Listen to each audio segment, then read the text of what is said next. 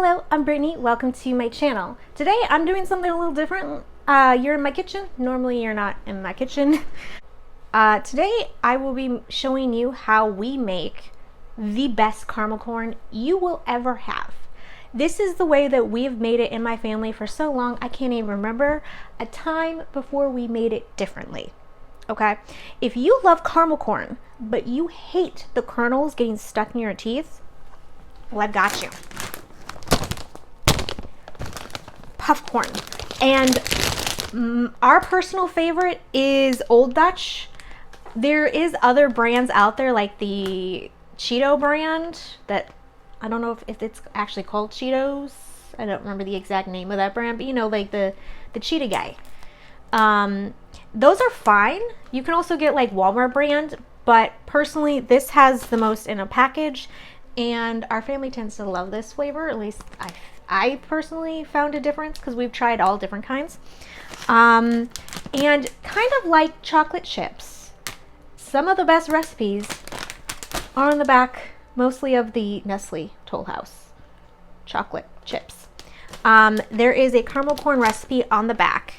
The only thing I would say to do differently that's not in the recipe, vanilla.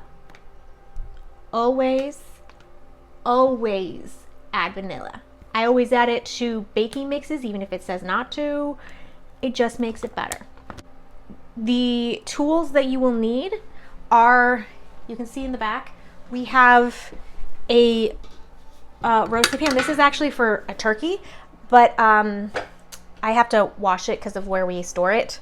So it needs to be drying. But you need a high-walled baking pan that's oven safe. Because you have to put it in the oven and mix, and so you want to make sure that the walls are high enough so you don't lose any of the kernels or any of the caramel corn to the bottom of the oven. Obviously something to stir the caramel and the caramel corn.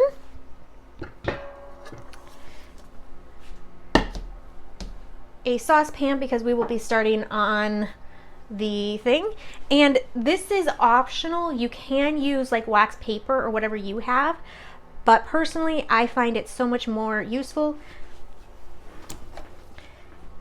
A silicone mat. This is the one that I use to make my homemade bread, and a container to store it in.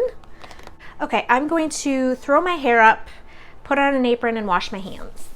In the saucepan, combined 1 cup of butter. This is salted. Don't know if that matters to anyone. It says in parentheses, not margarine. And I'm like, we've never been a margarine family. 1 1/4 cup of packed brown sugar. So here's the 1 cup. And now I'll do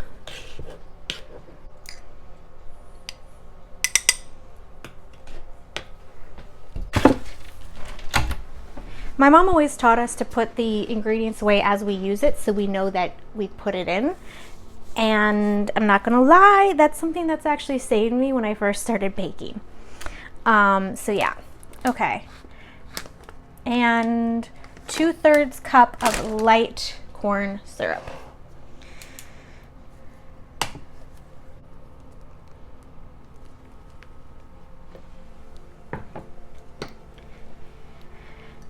Okay, 2/3 cup.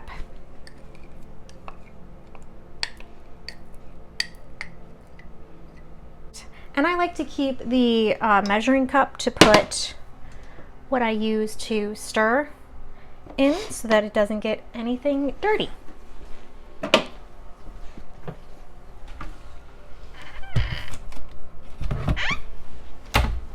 Okay, the baking soda we don't need yet. Now, since I'm adding the vanilla, because the recipe didn't call for it, I measure vanilla with my heart. Same with garlic, honestly. So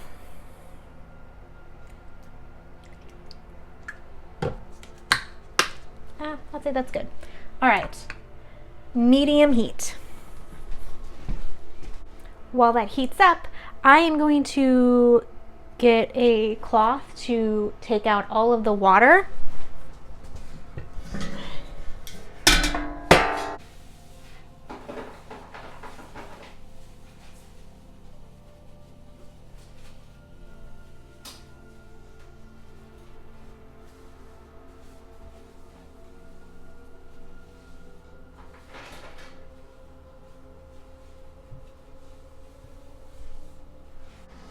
Okay, so that's ready. Just making sure it is clean and there's nothing in it. Okay.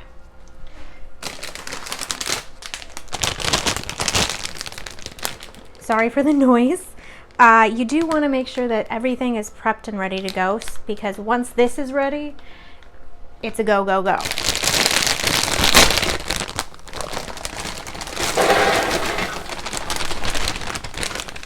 I will also start preheating. I'm sorry if you can hear the water. We have dishwashers and stuff going on. Hopefully the mic helps with that. I am preheating the oven to 250.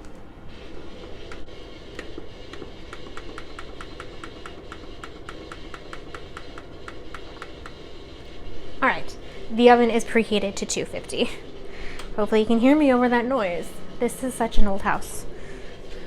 Also, I'm going to adjust the camera so you can see into the saucepan, because I feel like when I add this is gonna be the best part. I do apologize for the awkward angle, but I needed it to be over, but I could still be able to, you know, work here.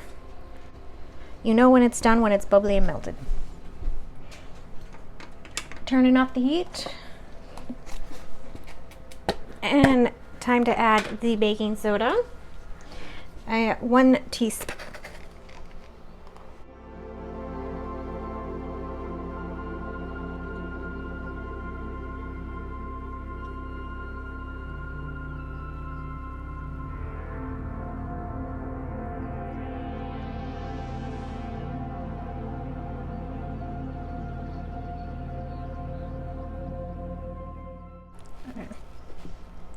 There's the foaming. There's the foaming.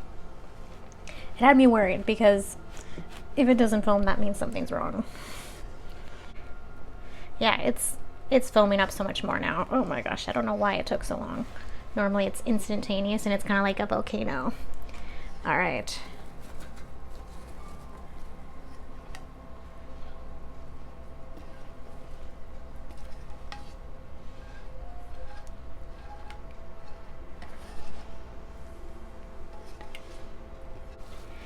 Stir to coat.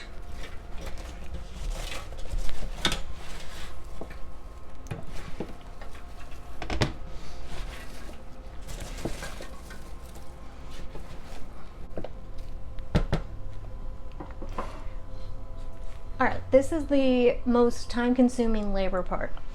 You put it in the oven for 45 minutes, stirring every 15 minutes.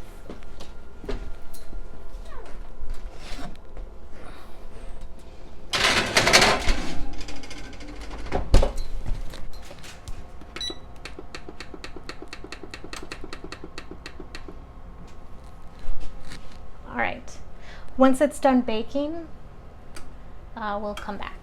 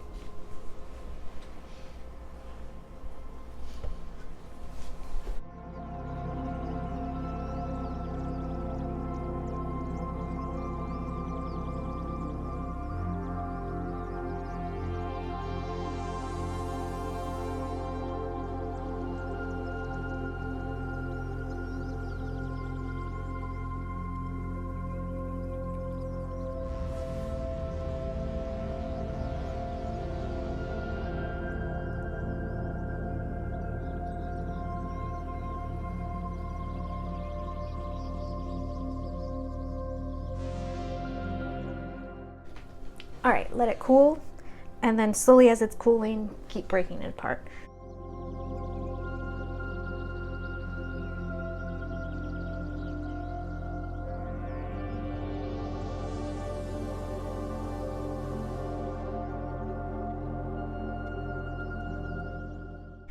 And that is how you make the best caramel corn in the world, in my not so humble opinion.